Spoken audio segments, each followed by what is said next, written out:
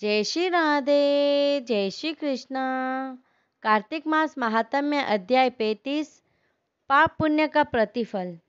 ऋषियों ने सूत जी से पूछा कि हे सूत जी, हमारी शंका का आप समाधान करें कि दूसरे के द्वारा किया गया पुण्य भी क्या किसी को लगता है अथवा बिना पुण्य किए भी पुण्य का फल मिलता है। इस पर सूत जी ने कहा कि हे ऋषियों, सत्ययुग में एक के द्वारा किया गया पाप या पुण्य कर्म समूचे राष्ट्र को, त्रेता युग में ग्राम को, द्वापर युग में कुल को और कलयुग में स्वयं अर्थात कर्ता को लगता है। एक ही पात्र में भोजन करने वालों को पाप पुण्य का आधा आधा फल मिलता है। पर निंदा करने, सुनने या चिंतन करने वाले को भी पाप पुण्य का फल मिलता है। पराये धन को चुरा कर किसी को दान देने वाला भी पाप का फल भोगता है। हे ऋषियों, पाप पुण्य के उपदेशकर्ता को छठा अंश मिलता है तथा प्रजा का छठा अंश राजा को प्राप्त होता है। इसी तरह शिष्य से गुरु, पुत्र से पिता व स्त्री से पति को छठा अंश प्राप्त होता है।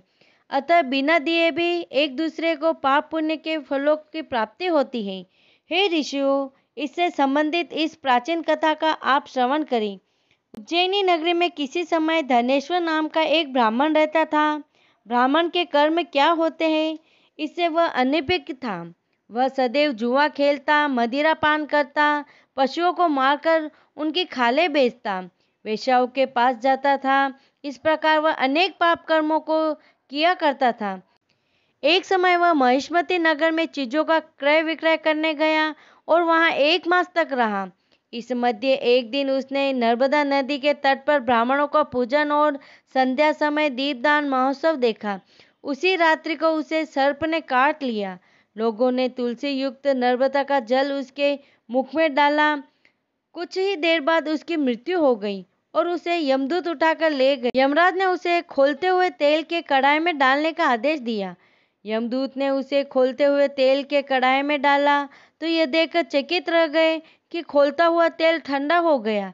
यह आश्चर्यचकित करने वाला समाचार यमराज के कानों तक पहुंचा।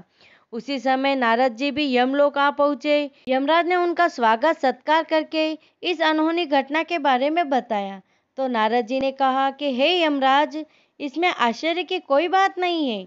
यद्यपि धनेश्वर महापापी था, लेकिन कार्तिक मास के व्रतकर्ताओं की संगति से इसके पाप कर्म नष्ट हो गए। मुख में तुलसी युक्त नर्मदा जल व कानों में श्री विष्णु के नामों का स्वर पड़ने से यह वैकुंठ का अधिकारी हो गया। इतना कहकर नारद जी ब्रह्मलोक की ओर प्रस्थान कर गए। हे ऋषियों, वही धनेश्वर बाद में कुबेर का अनुचर धनयज्ञ हुआ, जिसके नाम से अयोध्या नगरी में भगवान गदाधर के नाम से विख्यात तीर्थ हुआ।